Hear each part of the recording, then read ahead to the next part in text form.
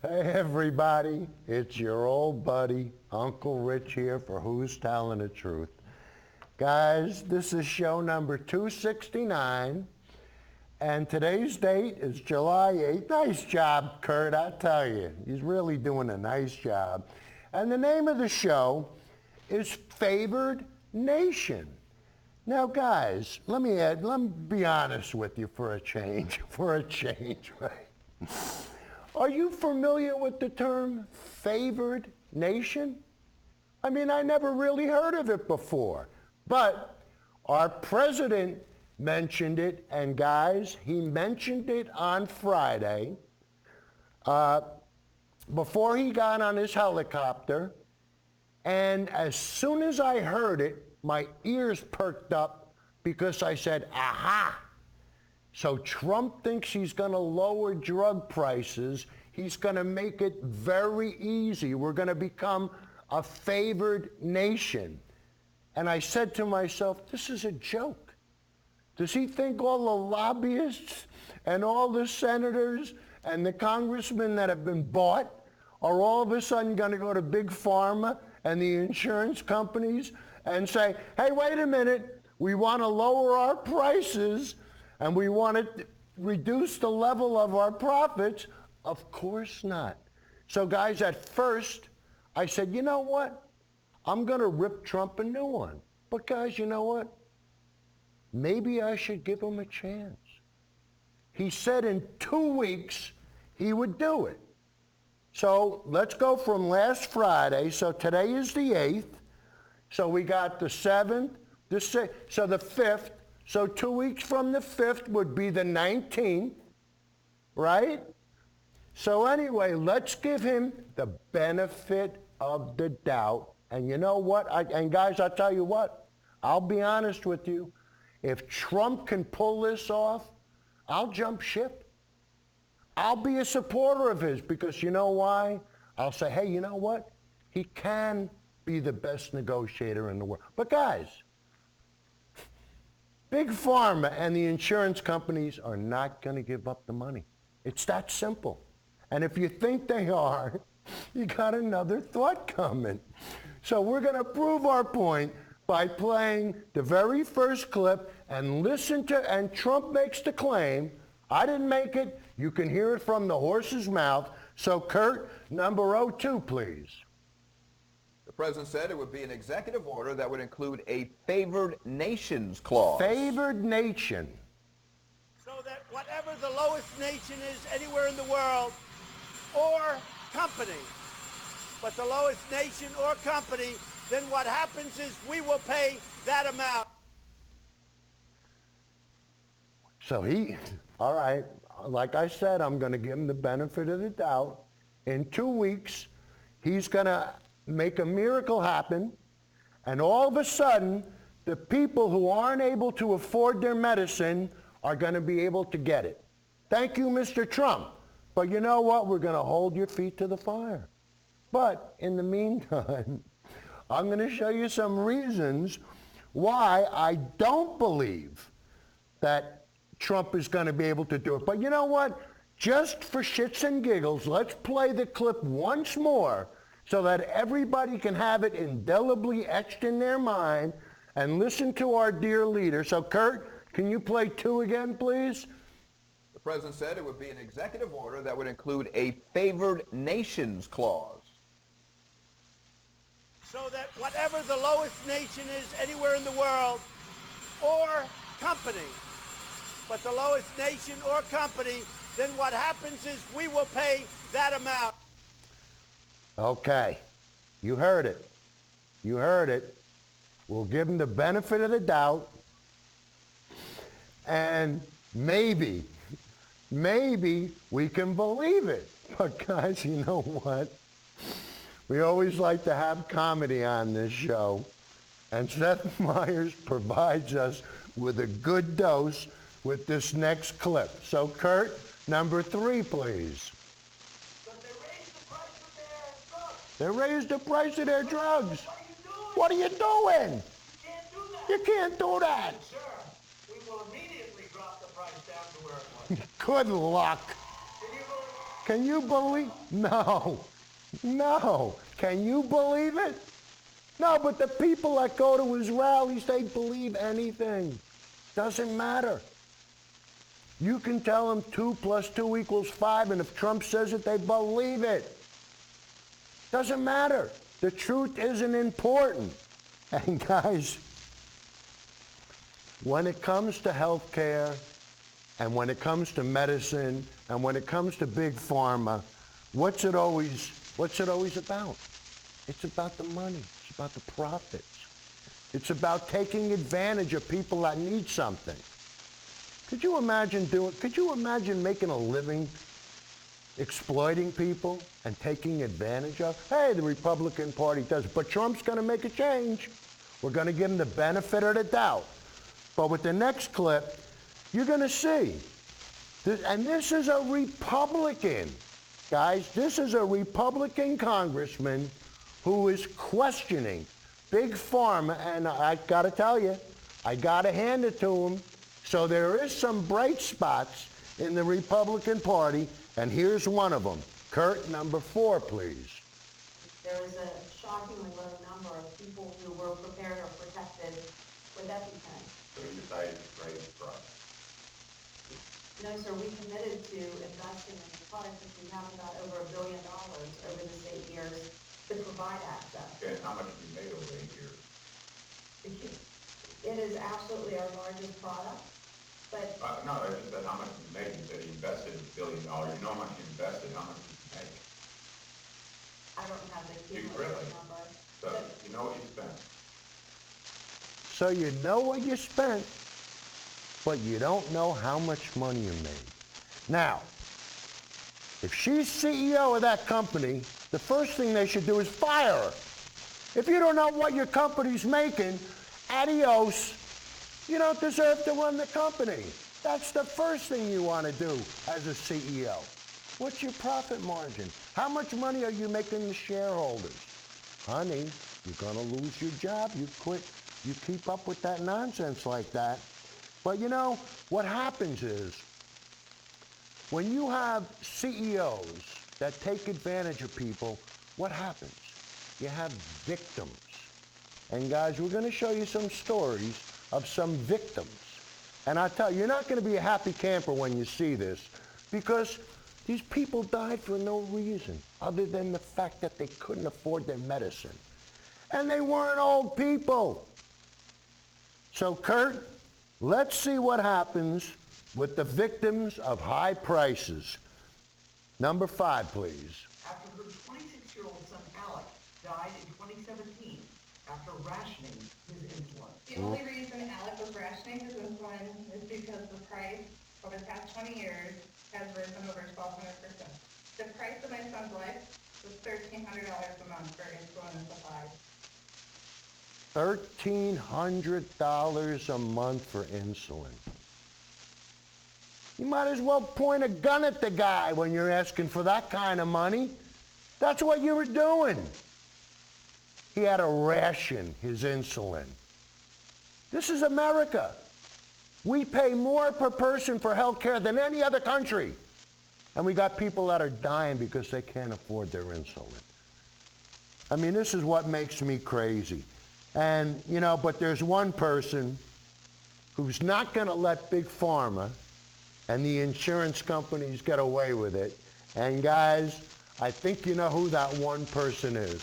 Our old buddy, Bernie. Bernie takes no crap. He won't let you give him, you can't give him the double reverse. He won't buy it. From day one, Bernie's been an honest guy, and we're going to show you what it means to be honest. So Kurt, number 6, please. What we're seeing right now in terms of insulin is the prices are skyrocketing.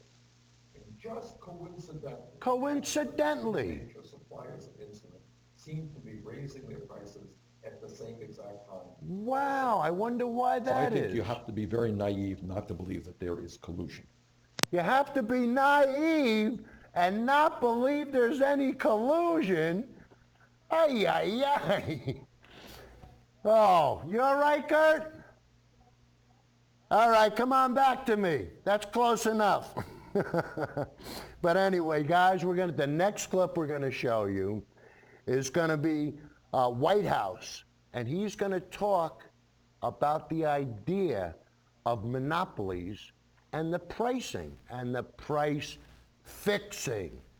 And this is the problem. When you have monopolies, guess what? They do whatever they want. And since they bought the government, they get away with it. Do you think somebody who got paid off by Big Pharma is going to vote against what Big Pharma wants? Do you honestly think that? Of course not. Well, no, maybe. Maybe some people like Kenny Johnson do. Oh, we're going to play a little thing on Kenny in a minute or two. But anyway, I thought he's one of my, you guys ever want to have fun, go on Facebook. Kurt, if you can bring our Facebook thing up, go on Rich Frasconi on Facebook and look at anything I post, and you could see Kenny Johnson. And Kenny Johnson is a very special person. He really is. And once you start to post with him, you'll see what I mean. So, Kurt, did we play number 7 yet with Whitehurst? Okay, hit it. Are there among those entities that are in that category with off-patent monopolies who are extracting monopoly pricing by virtue of that? Monopoly pricing. Entrants who aren't even really in the pharmaceutical industry. They're not in the They business. absolutely are. That's They why I invest said nothing in R&D. Exactly. They don't even come from the pharmaceutical industry. Yes. They're more or less corporate raiders who've bought something in order to jack up prices and take advantage of monopoly rents, correct? There are many people like that. And There this are many people like that. Does anybody disagree that that is a part of feature Big right Pharma. now within the pharmaceutical market? Everybody agrees? Everybody agree? And I tell you, when you watch the whole clip, you're going to be surprised. Because, yeah. But anyway, you're going to be surprised at some of the people in Big Pharma. They don't even know what the lobbyists that they're paying are doing. And this is one of the problems. And I tell you, when we play the longer clips, when you guys see this, you're going to go, oh, wow. Wow, Rich, I never really realized. Well, that's why we're here, to find out who's telling the truth and who ain't. So the next clip we're going to play is from Bloomberg, and this is going to be about drug prices. And guys, when you see what's going on with, most people, they have to go to CVS or Rite Aid or wherever. Everybody's aware of what's going on, and now people are finally starting to speak up. So, Kurt, let's have number 8, and let's see what's going on with drug prices. Merck's Januvia. Millions of Americans use it to treat diabetes. When Merck started selling the pill in 2006, it cost about $146 a month. $146. By 2011, it was $213 a month. Now, 30 days worth of Januvia costs at least $370, 10 more than years twice later. what it did when Merck started selling it. 10 years later, it doubled in price. Now, guys, the more you make of something, isn't the price supposed to go down? Right? Like when the price of solar panels has dropped by over 50%. Why? Once you start producing them, that's the way it works. That's the whole idea of mass production.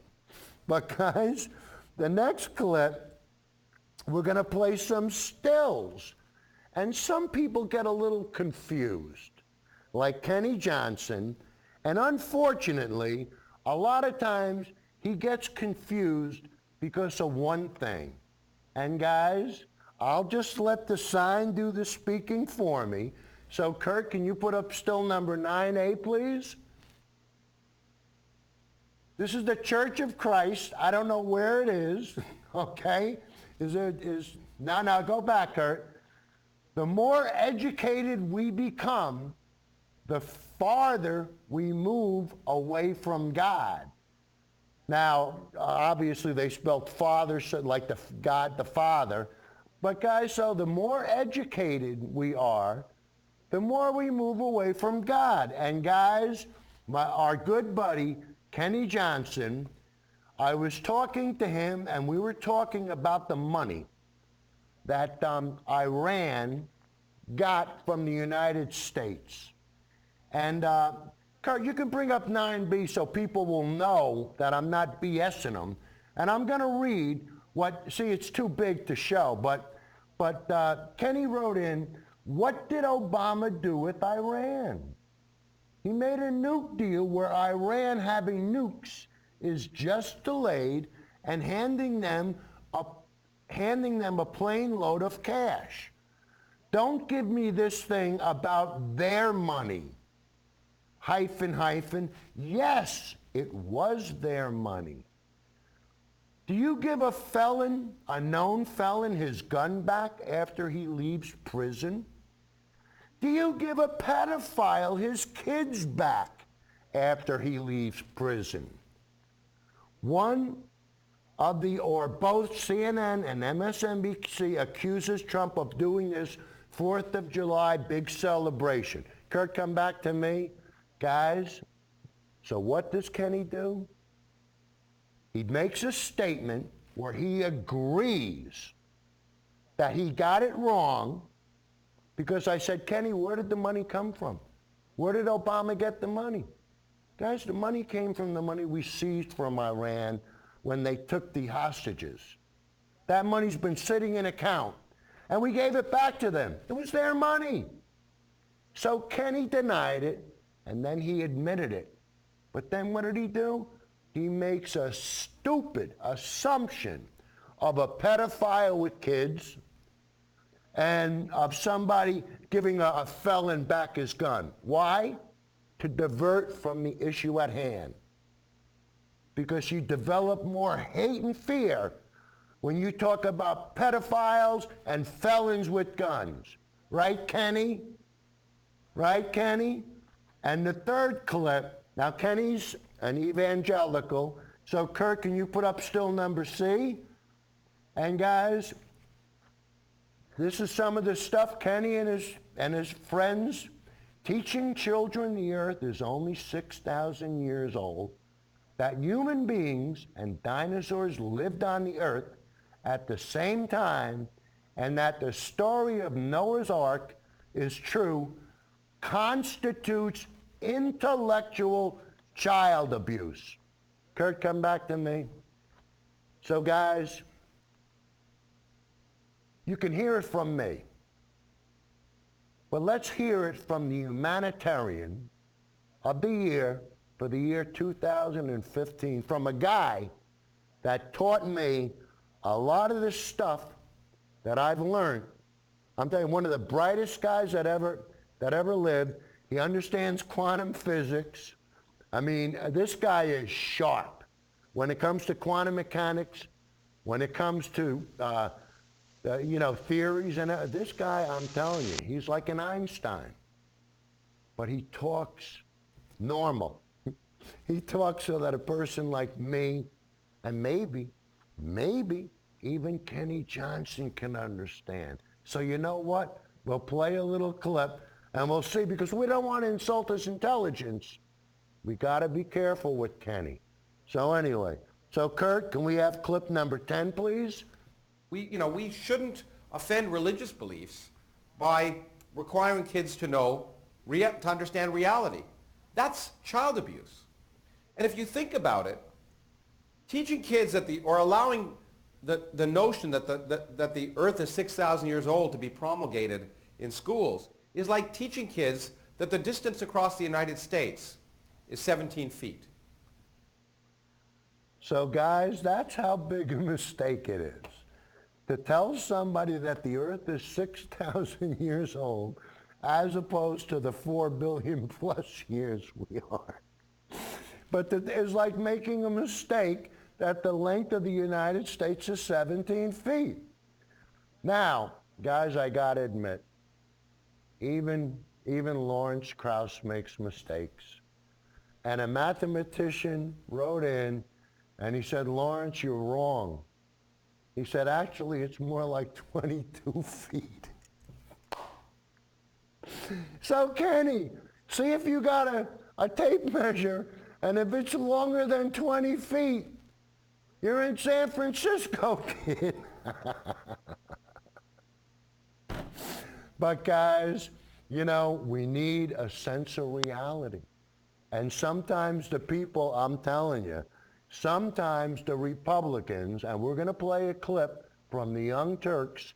This guy is a lifelong conservative who finally jumped ship.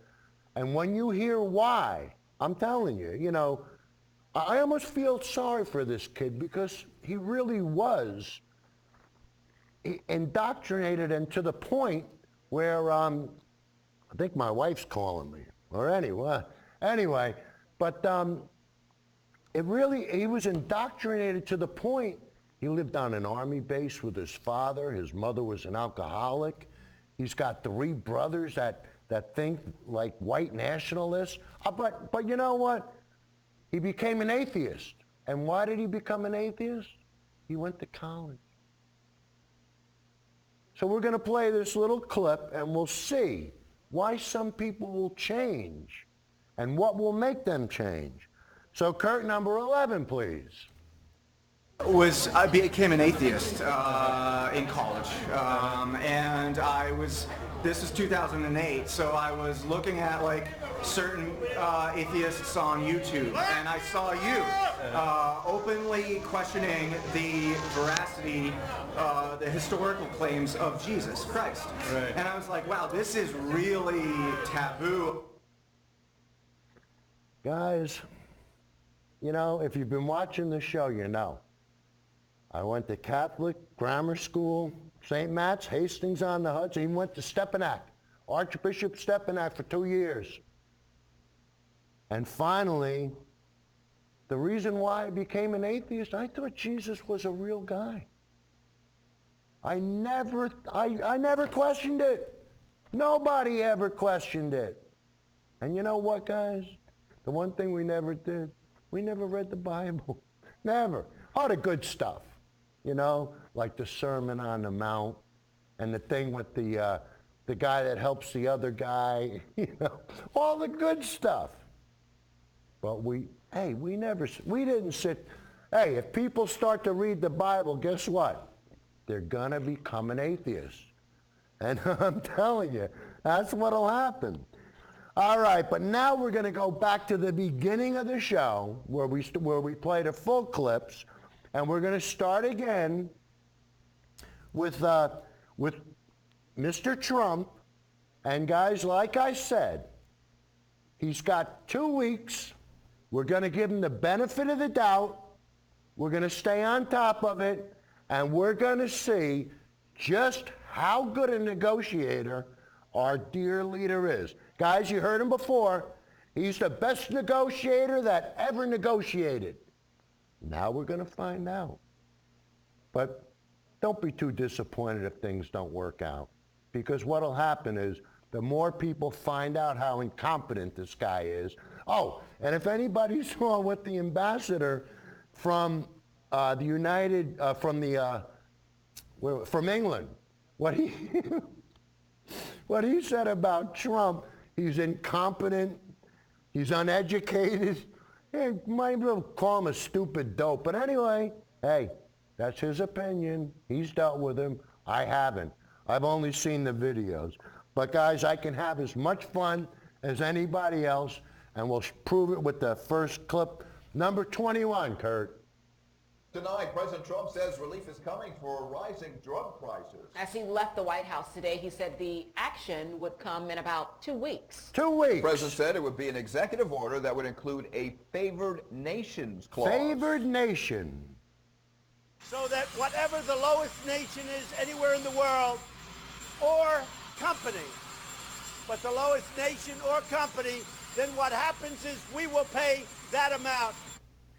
No details on how many drugs the order would cover or whether it would be enforceable. No details. Pay lower prices. Did you expect because they any? negotiate directly with companies. Federal law prohibits Medicare, for example, from doing that. A report this week said drug prices climbed 10.5% in 2019, almost 5 times the inflation rate. 5 times the inflation rate. That's how much. Hey, if you're going to take advantage of somebody, do it right. You know, when you got somebody by the Galaducci squeeze, That's the Republican way. You don't want to help your fellow man. You want to help the billionaires. And I think people are finally starting to catch on. You know, they watch Fox News and they get so bamboozled they don't know if they're coming or going. But you know what? We can always find out which way we're going with a little comedy. And Seth Meyers did such a good job of making Trump look like a buffoon. So anyway, we'll start the fun with clip number 22. Kurt, hit it. Now, to be fair, politicians from both parties have willingly taken money from drug companies for years. But now Trump is in charge, and mere months after his announcement about reducing drug costs, he boldly proclaimed that he had succeeded. Every day it's promises made, promises kept. What a liar. We've taken bold action to reduce the price of prescription drugs. We're reducing the price. Yeah, You know, I sure. called Went up Pfizer 10.5%. and some of the great drug companies. They're great companies. Novartis, a couple of others. They're great about companies. a month ago. Because they think like you. Because they raised the price of They their rob drugs. people. And I called. I said, "What are you doing? You can't do that." Yeah, and they said, listen to "Sir, you, right? we will immediately drop the price down to where it was." Can you believe it? Can you believe it? No. No, we can't believe it because you're doing that thing again where you describe being president the way you want it to be instead of the way it actually is. I called up Pfizer and said, lower your prices, and they said, right away, sir. And then I hung up the phone and looked out the window right as a gust of wind blew the top off a hot lady. This job rules. And not only does Trump think he can just call up drug companies and single-handedly tell them what to do, he also complained he isn't getting any credit for it. Might as well talk about yourself because nobody else is going to. Nobody else is going to.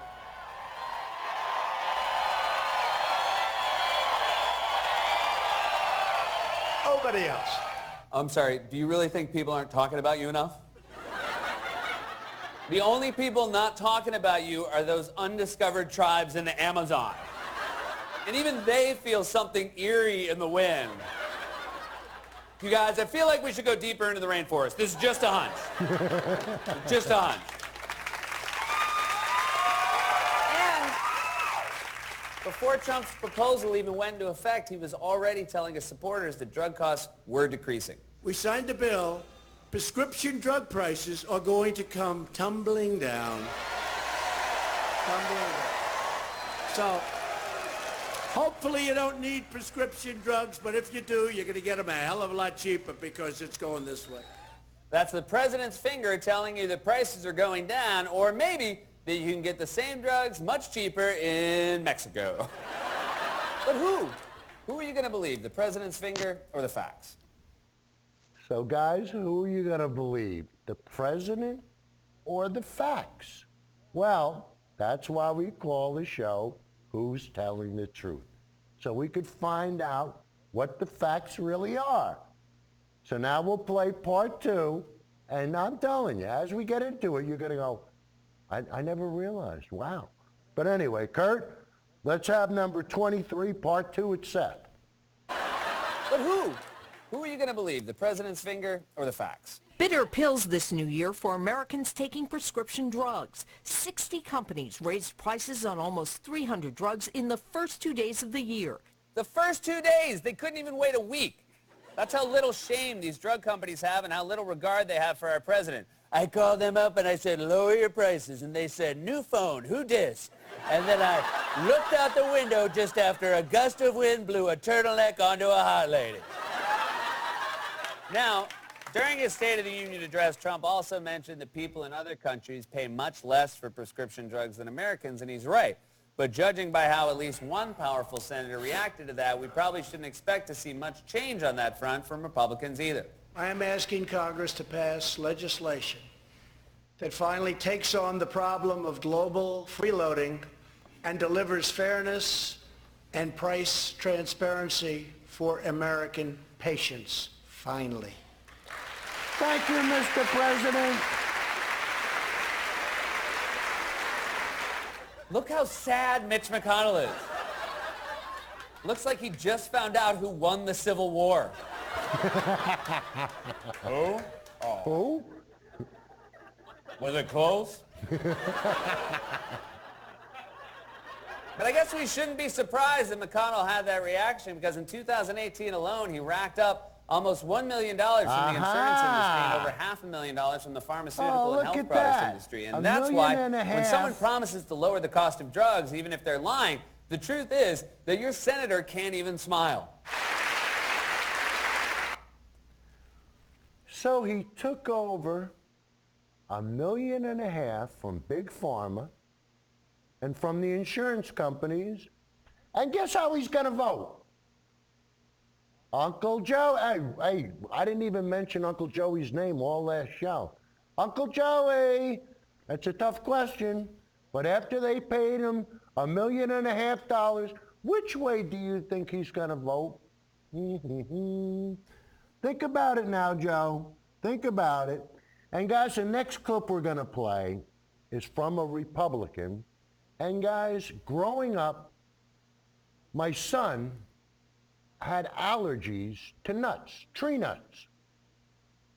And I'm going to tell you something now. He wasn't allergic to peanuts. And a lot of people don't know this. But peanuts are part of the pea family. They grow in the ground. They're not tree nuts. My son is allergic to tree nuts, not peanuts. But growing up, when we found out he was allergic, we had to have an EpiPen in his classroom, in the house. My wife always had one in her pocketbook. You never knew. We never had to use one. The whole time he grew up, we never had to use it. But we had to have it. And they expire. And the next clip is going to show you what a burden something like that can be on the average person. Guys, when we bought them, I think they were $5. I don't remember. I mean, who cared? Yeah, give it to me. Who cared? You know. But if they would have told me, hey, it's $1,200, I would have said, what? What? And when you see the way Big Pharma defends themselves, there's no defense for something like this. This is crazy. This is nutso. And if we are, well, hey, like I said, we're going to give Trump the benefit of the doubt. But if he thinks he's going to be able to convince, and watch, this is going to be the CEO of, I think it's Mylan Laboratories, or Mylar. But anyway, Kurt, number 24, please. Yeah, Mylan CEO, Heather Brash, Bausch. I just wanted to try to get inside and look, the he's mind a Republican, of the, guys, large drug from company Tennessee. CEO for a minute. Kenny's from When did Tennessee. you guys sit down and decide after 2008 you acquired the EpiPen? When did you decide to use this model of price increase? And how was that? How did you come to that decision? It was first recognizing the fact that there's a severe, shockingly low understanding of anaphylaxis, and there was a shockingly low number of people who were prepared or protected with EpiPen. So you decided you should raise the price. No, sir, we committed to investing in this product, which we have about over $1 billion over this 8 years to provide access. Okay, and how much have you made over 8 years? It is absolutely our largest product, but... no, I just said how much have you made? You said you invested $1 billion. You know how much you invested. How much did you make? Spit it out, Toots. I don't have the cumulative really? number. You ought to be ashamed of yourself. Okay, do you think that you were charging too much? Do you think $600 is too much? Or are you going to keep rising the price? They raised the price to Sir, $600. which is why we took the unprecedented action of putting the generic in at $300. No, okay, no, we're not going to, we'll get to that. But did you plan on increasing the price in 2017? No, sir, we did not. Okay, but you did have a plan then to raise it every year for 5 or 6 years? And if you look at what we received No, out of that not money, and, I just asked you a question. Did you have a plan to raise the price every year for 6 years? We and have then raised stop? the price. We have raised the price, and I think managing to what we received, that 274 out of the 608 is what we were managing. So, you know, you're obviously proud of your company. You think that was fair then to raise the price each year to that point, even though you got a drug at $100, which was probably too much for the drug considering what the cost is. I know you made a fancy clicker because I had one of your reps come by my office back in 2009 or 10, show me how to use it. So I know that cost a little bit of money. But generally, when a drug goes to generic, doesn't the price go down?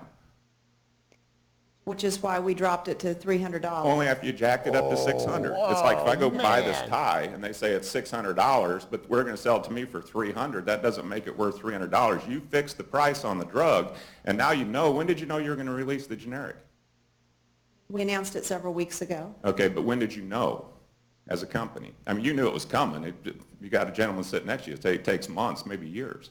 No, sir, we're putting an authorized generic in the market, which is equivalent to... Okay, so we're supposed to feel good because you've taken a drug that you're overcharging 6 times what it's worth, and you're going to drop the price to $300. Sir, we were receiving $274 out of the $608. Do you think you were charging too much at $600? Sir, we believe it was a fair price, and we've just now lowered that price by half. So they raised the price to $600, and then they want to be the heroes, so they cut the price to $300, and they say, hey, look what we're doing. Look what we're doing for our fellow Americans. They're pulling the old Trump Act.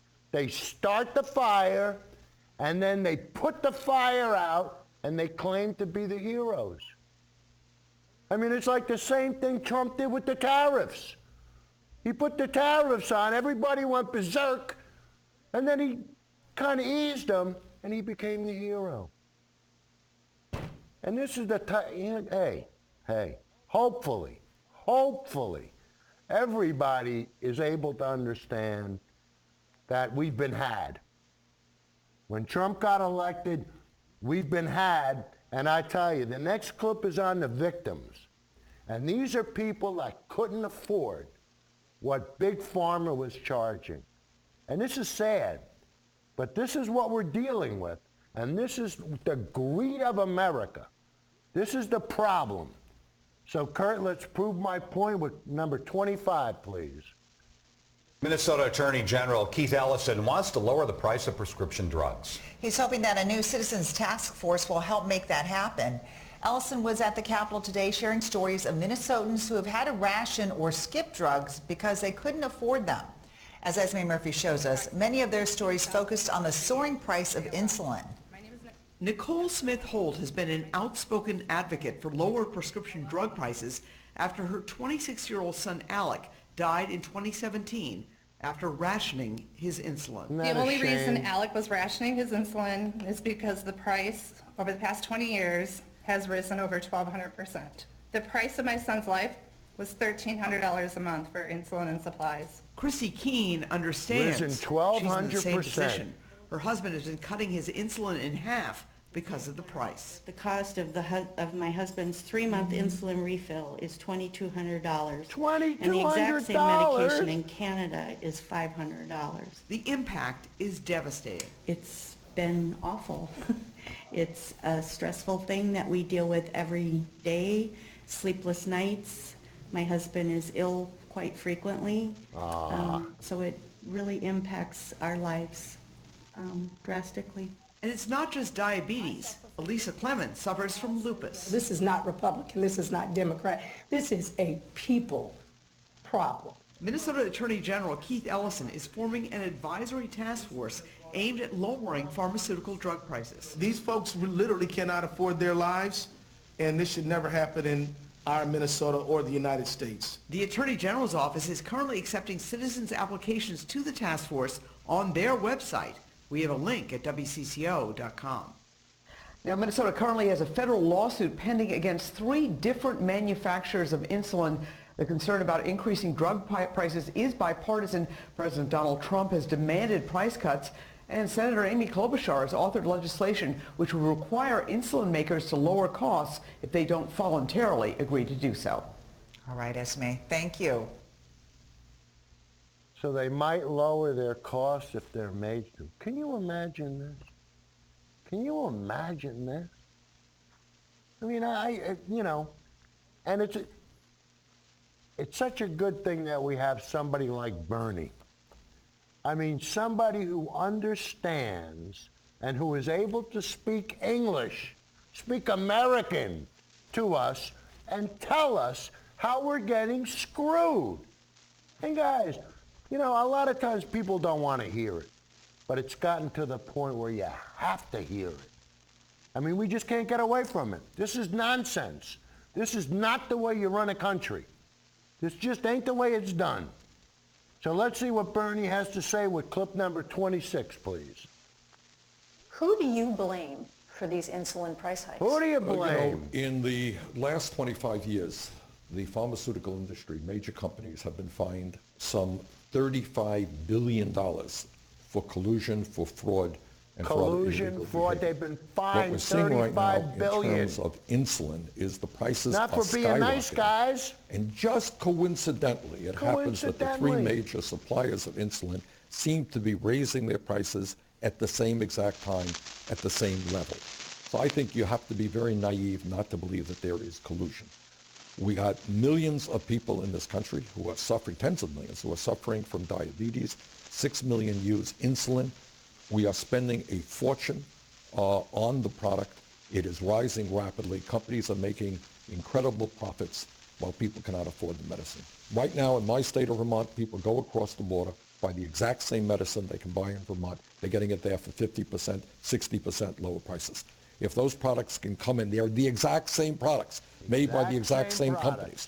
If those products can come into pharmacists and distributors in this country, we can lower the price of prescription drugs very, very significantly. The drug companies have said that there are various reasons for the price increases. That there are changes in their drugs, that the drugs are better, that they've enhanced them, and that's why the patents change. I take it from the look on your face, you're not buying it. Not a word. Look, the drug companies, five major drug companies last year made $50 billion in profits. They have well over 1,000 lobbyists here in Washington, D.C. They provide hundreds of millions of dollars in campaign contributions. Their job and what they do is charge the highest prices they possibly can, the highest prices in the world. Their business model is greed. Greed. There are millions of people today who cannot afford the prescription drugs their doctors prescribe. Senior citizens are cutting their pills in half. What the pharmaceutical industry is doing is an outrage. Their policies literally are killing people who cannot afford the medicine that is needed. We need major, major reform in the pharmaceutical industry. Given the lobbying and the campaign contributions that you just mentioned, how much faith do you have that the Congress, the new Congress, will go after the pharmaceutical companies? Not a chance. Historically, they have not. The pharmaceutical industry is just too powerful. And between their lobbying and their campaign contributions, they own the United States Congress. And that's why our people pay the highest prices in the world for prescription drugs. What I intend to do is to work as hard as I can with organizations and millions of people throughout this country to tell the pharmaceutical industry that their greed has got to end. I mean, they are really a health danger to the American people. 1 out of 5 Americans today who go to the doctor and get a prescription cannot afford to fill that prescription. That is crazy. So we have got to mobilize millions of people to tell the drug companies that your profits, your outrageous levels of profits, are not more important than the health of the American people. 1 out of 5 Who do you people- blame for these insulin price hikes? 1 out of 5 people that get a prescription can't afford to fill it. Does that make any sense? So now you got sick people and you can't get them better because they can't afford the medicine. How does this happen? Greed. It's simple. Greed. Get it, Joe? Uncle Joey. Now, see, some people would rather have their babies at home than have them in a hospital. But we'll save that for another day. But guys, let's see with the next clip. You know, we were talking about White House and the fact that it's a monopoly. And when you say, this is a healthy clip, but guys, you got to pay attention because I tell you, he's confronting the people, and I tell you, he takes no prisoners, and this is the way you conduct an interview. So Kurt, let's prove my point with 27, please. I'd like to ask about a particular segment of the pharmaceutical market. Chairman Grassley opened his remarks by talking about patients taking a drug that has no competition as being a cause for concern. Mr. Frazier, your testimony included the statement that price gouging by those who jack up the prices of off-patent drugs that have no competition is a problem. Let me ask if there's anyone on this panel who disagrees that there are de facto off-patent monopolies now in the pharmaceutical market. Does anybody disagree with that as a fact? I don't disagree. In fact, it's There true. are. That's There what I are. was saying. And indeed, is it also not true that sometimes these off-patent monopolies are used to impose monopoly pricing? It is true, and I think the most egregious examples that we have seen recently have been exactly in that situation. Does anybody disagree with that? I agree. Everybody agrees. Now, are there among those entities that are in that category with off-patent monopolies who are extracting monopoly pricing by virtue of that, entrants who aren't even really in the pharmaceutical industry? There absolutely are. That's They why I invest said nothing in R&D. Exactly. They don't even come from the pharmaceutical industry. Yes. They're more or less corporate raiders who've bought something in order to jack up prices and take advantage of monopoly rents, correct? There are many people like that. There are many people like that. Does anybody disagree that that is a feature right now within the pharmaceutical market? Everybody agrees?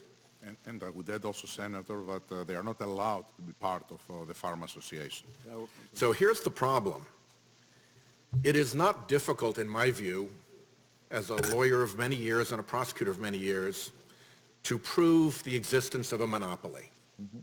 We have been proving the existence of de facto monopolies in courtrooms and in regulatory proceedings for decades. So we can identify where these monopolies exist. Even if you let all the ties go to the runner, so that wherever there's a real question, you throw that one out, there still would remain a significant population of entities where it is beyond dispute that they're pricing based on monopoly power. And as I look around, there is no place to address that. There is no organization in the federal government that is taking an interest in that. And it is the scandal, I view, of the pharmaceutical industry, and you guys take a hit for it. Here's the problem. When we try to do anything about that, the people you pay to lobby us here in Congress come out and say, nope, we can't do anything like that. That might look like price control. We are not interested in taking any look at this monopoly problem in your industry. I shouldn't even say it's in your industry, because I think a lot of these people are raiders into your industry who aren't really part of your industry. They don't really develop drugs. I see a lot of head nodding here. So help us solve at least that problem. You know, there are lots of other problems that we're going to have to look through with your pricing. Help us solve at least that problem. Turn off your lawyers and your lobbyists as antagonists when we try to solve that problem. We will. In fact, switch them on and say, let's figure out how we deal with these modern monopolists who aren't even really in the pharmaceutical industry. I couldn't agree more. These people are at best tone deaf, and at worst abusive. I would also point out that there are companies here. I know, for example, my company, there's a very important cancer drug called Tice BCG. It was an invention of Merck. It's been off patent for many, many years. It's an incredibly essential drug for bladder cancer patients. A number of companies that were making it went out of the business. And so now we've had to double supply. Over the last 10 years, the cost of that drug has increased by $5. That's not how we make money at Merck. We make money at Merck by inventing new drugs that didn't exist before. It's those people, I think, that have contributed to the villainizing of an industry when the public can't distinguish those people from the research-based companies. You all say that here. There's a lot of head nodding here. There's a lot of agreement here. When your lobbyists come, everybody's in. And they're not going to let anybody lose in all of this. We have got to at least cut off. Thank you for telling me that, because I never knew that our lobbyists were opposed to that. We have got no support for working against these monopoly raiders. Well, Senators, the message is very clear, and we are going to take very seriously the task.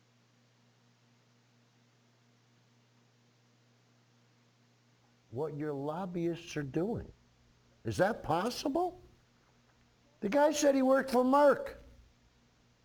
How much money is Merck worth, and how much are they paying the lobbyists? And he doesn't know what they're going there for? I don't know. I ain't buying it. I mean, he seemed honest, and it seems like they want to make some changes, but I don't know. Something smells fishy here. And guys, when it comes to prices, we're going to show you what's been done specifically with some of the pricing. So, Kurt, let's have number 28 with Bloomberg. So you might remember last year when a drug company raised the price of its drug by 5,000%. Remember this guy, Martin Shkreli? The reaction, particularly when you read the papers today, has been quite critical of this move. So why? Smack him in Well, the you know, head. we needed to turn a profit on the drug. That's Martin Shkreli, the former CEO of Turing Pharmaceuticals. Former. He bought an old drug called Daraprim, corporate which treats raider. life-threatening diseases in HIV patients, and overnight raised the price from $13.50 a pill to $750. You gotta That caused be kidding outrage. me. Hillary Clinton tweeted about price gouging. Biotech stocks dropped into a bear market. And even And Trump Pharma, said, the "Hey, industry's you're doing a lobby group good in job." Washington, distanced itself from Turing.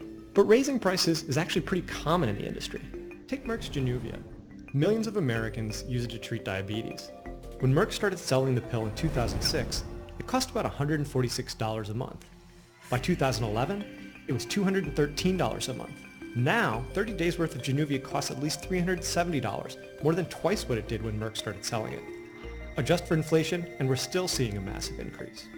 Novartis raised the price of its cancer drug Gleevec from $31,930 a year in 2001 to about $118,000 a year in 2015. You gotta be And Pfizer kidding raised me. prices on at least 133 of its drugs last year. So why do drug prices keep going up? For one, Great. drug makers say R&D is risky and expensive. The industry spent more than $50 billion on R&D in 2014. And most drugs fail somewhere between the test tube and the many clinical trials the FDA requires before a medicine's okayed for sale to the public. For the drugs that do get approved, on average, they have about 12 years of dominance before cheap generics come on the market and create competition. Since the US doesn't regulate drug prices, pharmaceutical companies try to make as much profit as they can before those generics come to market. In fact, Pfizer made about $1 billion more from mid-2012 to mid-2014 just because of price increases on their drugs. In the case of Turing, Shkreli was kicked out, and in November, the company said it would cut the price of the drug by as much as 50% for some hospitals. But at a congressional hearing in March, one doctor who treats patients needing the drug said she was still having difficulty getting it at an affordable price. Turing is an extreme example, but the reality is, drug companies have been doing it for years and aren't likely to change. I don't know. Have you had enough? You see how it's done? And hey, like I said, we're going to give Trump the benefit of the doubt. He's got what, 11 more days? Hey, a lot can happen in 11 days. All right. Now we're going to play one of my favorites, Lawrence Krauss, and talking about education and ignorance. So Kurt, number 30, please. It amazes me that people have pre-existing notions that defy the evidence of reality, but that they hold on to them so dearly. And one of them is the notion of creationism, or in fact, look, Senator Marco Rubio, who's presumably a reasonably intelligent man, and maybe even educated, was asked, what's the age of the Earth? And ultimately, either because he actually believed it or he was trying to appeal to some constituency, had to argue that it's a big mystery, that somehow we should teach kids both ideas that the Earth is 6,000 years old and that it's 4.55 billion years old, which is what it is. If you think about that, somehow saying that, well, anything goes, we shouldn't offend religious beliefs by requiring kids to know, to understand reality. That's child abuse. And if you think about it, teaching kids or allowing the notion that the Earth is 6,000 years old to be promulgated in schools is like teaching kids that the distance across the United States is 17 feet. That's how big an error it is. Now you might say, look, a lot of people believe that, so don't we owe it to them to allow their views to be present in school? Well, as I've often said, the purpose of education is not to validate ignorance, but to overcome it. 50% of the people in the United States, when we probe them each year with the National Science Foundation, think that the sun goes around the earth, not that the earth goes around the sun. When we ask the question, we provide the question, the earth goes around the sun and takes a year to do it, true or false? Almost every year, 50% of the people get that wrong. 50%, now, you believe that? Does that mean in schools we should allow the anti-Galilean and Copernican idea that the sun goes around the earth to be taught? Absolutely not. If in fact, the very fact that people don't know that, and the very fact that enough people are willing to somehow believe the earth is 6,000 years old, means we have to do a better job of teaching physics and biology, not a worse job. The last thing we want to do is water down the teaching of biology because some people don't recognize that evolution happened. Evolution is the basis of modern biology. And in fact, if a lot of people don't believe it, it only means we have to do a better job teaching it. There you go. Once again, I repeat, the purpose of education is not to validate ignorance, but to overcome it. And to overcome a situation where a United States senator can speak such manifest nonsense with impunity is vitally important to the healthy future of our society. Technology and biotechnology will be the basis of our economic future. And if we allow nonsense to be promulgated in the schools, we do a disservice to our students, a disservice to our children. There you go. There and you we're go. guaranteeing that they will fall behind in a competitive world that depends upon a skilled workforce able to understand and manipulate technology and science. Guys, it's so true. I mean, if we're gonna start teaching our kids that Santa Claus is real and Bigfoot exists, we've got trouble. We got problems. And the last clip we're gonna play is from the Young Turks. And guys, I'll tell you, this is somebody that was a former conservative that became educated, became an atheist, and now he's just looking for answers. But just listen. I mean, and this kid he's sharp, you know? So hopefully he can get the rest of his family on board with him. But Kurt, we'll play this clip, and then you can run the credits, and if you want to come back to me with 10 seconds, we'll let it go like that, all right? So let's have 31, please. I have 3 younger brothers, and they identify as white nationalists. Wow. So I've had to separate from a very dysfunctional, racist, very hateful, bigoted family, and just your presence in my life has been essential for me to really grow. That's amazing. Did you grow up conservative? Yes. My dad's from the Deep South, and I grew up on Governor's Island, which is a small military base. A military but base. I've had to, in my personal evolution, I've really had to understand my trauma, and that it's really understand hate, really, on a psychological level, hate. on How do a you childhood do that? developmental level, really, and that's been key to really growing, I think, rather than being bitter and you know what I'm saying? And I do. It's challenging, you know. And when did you first see us, or how? So I became an atheist in college, and this is 2008.